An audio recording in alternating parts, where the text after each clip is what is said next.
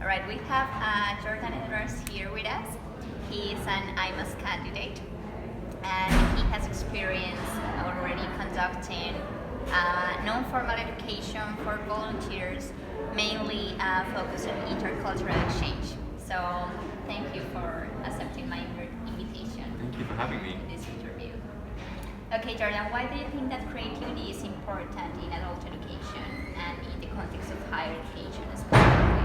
I think creativity is important in any kind of education, and specifically within adult education because it isn't very present in the formal education system.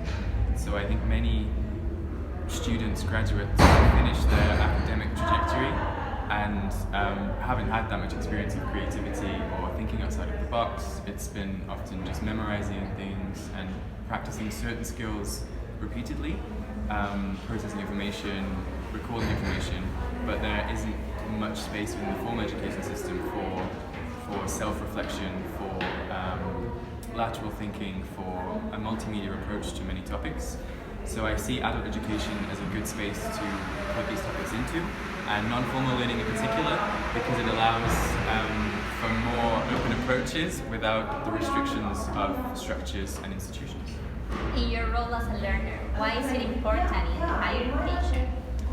I think from a learner's perspective, it can deepen understanding of certain issues, and it can attract different people in another way. I think as people, as learners, we all have our preferred learning styles, things that we're more receptive to, things that we respond better to, and the same material could be digested more easily as a PDF text document, or as a picture, or as a video. Each learner will interact with these mediums in different ways. So I think perhaps it's important to have a plurality, to have diverse methods in order to appeal to the widest audience. Okay.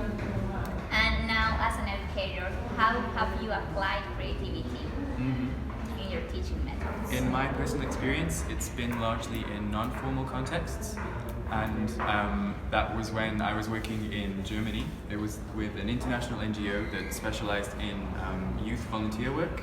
So I did week-long training sessions for groups of around 20 to 25 people, and they would all be from different countries, and there were quite specific circumstances in that we were also living and working together in the same space. So the entire group was responsible firstly for keeping the space well maintained, clean and organized. They were also partly responsible for the structure and the timetable, as well as then engaging with the content. So I think already that was a creative approach to learning, because it was very much based on the learner's needs, and it was co-created, and that the group could self-organize and express their own needs and views. And then the methods that we implemented were a lot more sort of brainstorming, generating ideas, using the current knowledge in the group to share with the rest of the group that hadn't experienced certain things. And so I think this worked well because of the nature of the content as well. I was training these volunteers to go on to lead future projects themselves. So they were sort of learning by doing, and they were learning things for themselves the first time that they would then later apply and pass on the knowledge to others. And so I think this is where creativity can be very useful, when it's dealing with hands-on topics and things that that can be applied to real-life context, that can be applied in the future of the participants. Could you give us an example of your most memorable learning activity that implied the use of creative teaching methods? Yes. One of these training sessions had an overarching theme. So to bring all of the knowledge together, to provide a red line, there was often a theme which was augmented with costumes, with decorations, but also through content. And the first experience that I had of these environments was a theme of kingdom, kings and queens. We talked about borders, we talked about nationalism, we talked about refugees and migrants. And when I arrived as a learner to this experience, and it was only after that I became a trainer, but I first arrived and it was this huge building in a rural village in Germany, but the building could house about 70 people. And it was nighttime, and the facilitating team had organized the building to look like a magical kingdom. So there were candles, there were plants, there was a little lake, and there was music playing. And we would go through the curtains and we would see this magical kingdom, and there were already a group of people who were dancing in the middle, performing some, let's say, welcome ritual, and one by one, the learners, the participants would enter the scene, would become part of the dancing circle, and then continue by welcoming the others. And firstly, just the visual, not only the visual, the audio, the smell, the sight, the touch of everything was such an immersive experience. It felt like I was in a magical kingdom, which led me to engage with the topic more quickly when we came to the actual content. But also in terms of creating that group environment. I didn't know these people, we'd all arrived the same day, but instantly, just by being in a circle and dancing, we felt like we had more of a sense of unity within the group, more of a sense of community, more of a connection, yeah. And so that was the beginning of a week-long event, and through that, I think because we'd established a safe space so quickly, we were then able to dig deeper into terms of content and touch on topics that we might not otherwise have got into if we didn't create that space at the beginning. So I think creativity does allow for creation of new spaces, for creation of new methods, which is important because not every topic can be dealt with by a standardized, structured curriculum. I think, especially when dealing in more social aspects of learning, it's important to be able to diversify our methods.